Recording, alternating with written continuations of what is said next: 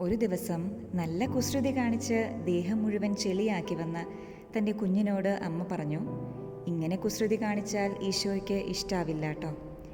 അല്പസമയം കുട്ടി മിണ്ടാതെ നിന്നിട്ട് അമ്മയോട് സങ്കടത്തോടെ പറഞ്ഞു, ഞാൻ വിചാരിച്ചത് ഞാൻ ഏതവസ്ഥയായാലും ഈശോയ്ക്ക് എന്നെ ഇഷ്ടാകും എന്നായിരുന്നു.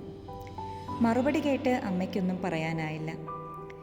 ഏതൊരവസ്ഥയിലും ഓടിച്ചെല്ലാവുന്ന ഒരിടമാണ് ദൈവമെന്ന തിരിച്ചറിവിനെ ആത്മീയത എന്നല്ലാതെ എന്താണ് വിളിക്കുക? ദൈവം നമ്മെ സ്നേഹിക്കുന്നത് നമ്മൾ ചെയ്ത പുണ്യങ്ങളുടെ കണക്ക് കൊണ്ടല്ല. He is loving because he only knows to forgive and love. Humanistic സൈക്കോളജിയുടെ പിതാവായ എബ്രഹാം മാസ്ലോ മനുഷ്യന് എത്തിച്ചേരാനാകുന്ന ഏറ്റവും ഉന്നതമായ ഒരു അവസ്ഥയെക്കുറിച്ച് പറയുന്നുണ്ട്: ട്രാൻസെൻഡൻസ്, തന്നേക്കാൾ വലിയ ഒരു ശക്തിയുമായുള്ള ഒത്തുചേരൽ. റിലീജിയോസിറ്റിയിൽ നിന്നും സ്പിരിച്വാലിറ്റിയിലേക്ക് കുറച്ചു ദൂരം നടന്നേ മതിയാവൂ. Thank you.